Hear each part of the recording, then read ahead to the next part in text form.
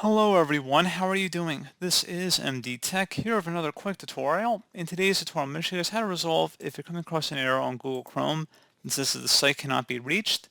This should hopefully be a pretty straightforward process, guys, and without further ado, let's go ahead and jump right into it. So, this tutorial is being performed on Windows 11, but should apply for Windows 10 as well. But pretty straightforward. The first thing I'd recommend doing would be to actually just try the website in a different browser. If you're having the same issue in a different browser, like the website isn't loading, this is not a Google Chrome problem. However, you can still attempt some of the solutions I'm going to show in today's tutorial, but just want to kind of put that out there that there could be an issue with the website itself. That has nothing to do with your computer, so if you're having no issues with other websites, it's likely an issue with the website's own servers and not an issue on your end.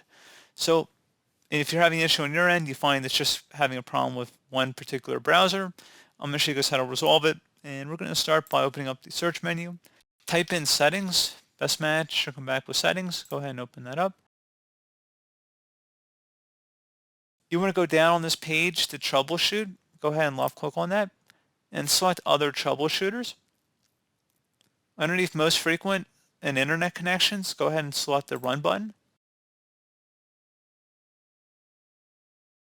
Try and troubleshoot your connection to the internet and see if that resolves the problem. If not, something else we can try here as well would be to select the menu icon again, select network and internet, and then on the right side go down and select advanced network settings, and then select network reset all network adapters to factory settings.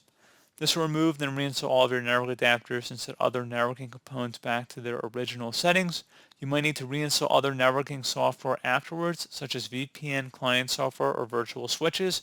Your PC will be restarted. Please have your Wi-Fi passcode nearby because once you restart your computer, you will need to enter that back in to get on your Wi-Fi network. If you're using an Ethernet connection, then you don't have to worry about that. But anyway, we're going to go ahead and select Reset Now. Select Yes. You will need to restart your computer within 5 minutes, which we're going to go ahead and do right now.